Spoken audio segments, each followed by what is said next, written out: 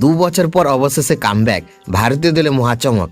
কার খুললো ভাগ্য? বন্ধুরা আপনারা যদি দেখতে চান তাহলে ভিডিওটি শেষ অবধি দেখতে হবে, চ্যানেলটিকে সাবস্ক্রাইব করে এক লাইক দিতে হবে এবং নোটিফিকেশন বেল আইকন দাবাতে হবে। দক্ষিণ আফ্রিকার বিরুদ্ধে 3 ম্যাচের ওয়ানডে সিরিজের জন্য ভারতীয় দল ঘোষণা করা হয়েছে। এই সিরিজের নেতৃত্ব দেবেন কে রাহুল। কলকাতা টেস্টে ঘাড়ে চোট পাওয়ার কারণে সুমন গিল অনুপস্থিতি থাকায় তার স্থলাভিষেক হয়েছে রাহুল। গিল দ্বিতীয় টেস্টে খেলতে পারেনি। ওডিআই দলে রাহুলের ডেপুটি হিসেবে রাখা হয়েছে ঋষভ পন্থকে। ভারত ও দক্ষিণ আফ্রিকার মধ্যে ওয়ানডে সিরিজ শুরু হবে 30শে নভেম্বর।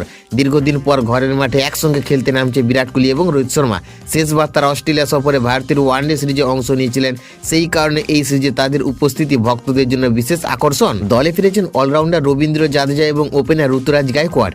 অস্ট্রেলিয়া সফরের সময় ওডিআই দলে না থাকলেও এবার জাদেজার অভিজ্ঞতা কাজে লাগাতে চাইছে টিম ম্যানেজমেন্ট। তবে সবচেয়ে বড় চমক ঋতুরাজ গায়কোয়াড়ের প্রত্যাবর্তন। প্রায় 2 বছর পর জাতীয় দলে ফিরলেন সিএসকে তারকা। তিনি শেষবার 2023 সালে ডিসেম্বরে দক্ষিণ আফ্রিকার বিরুদ্ধে খেলেছিলেন। ঘরোয়া ক্রিকেট এবং ভারতীয় এ দলে তার ধারাবাহিক পারফরমেন্সই তাকে আবার মূল দলে ফেরার সুযোগ করে দিয়েছে।